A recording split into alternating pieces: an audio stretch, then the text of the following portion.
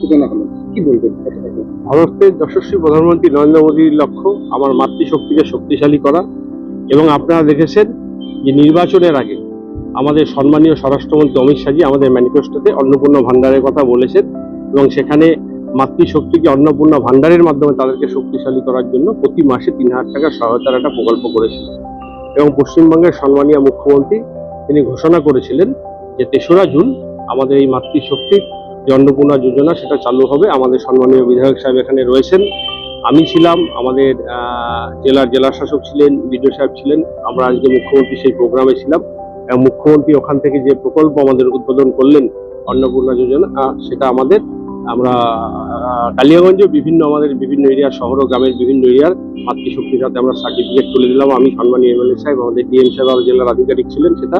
এবং আমাদের যে একটা লক্ষ্য ছিল, আমাদের একটা ডবল ইঞ্জিন সরকার যে প্রতিজ্ঞা ছিল আমার মাতৃশক্তিকে শক্তিশালী করা, সেই প্রত্যাশা বা আমাদের যে ম্যানিফেস্টো ছিল, সংকল্প ছিল, যেটা আমাদের সম্মানীয় স্বরাষ্ট্রমন্ত্রীজি ঘোষণা করেছিলেন, সেই প্রত্যাশা মানুষের পূরণ হলো। এবং তার সাথে সাথে আজকে মুখ্যমন্ত্রী আরো ঘোষণা করেছেন আরো অনেক সুবিধা যেমন আসবেন, ঠিক তেমনি এটা নিয়ে কোনো কেউ বিভ্রান্ত হওয়ার ব্যাপার নাই।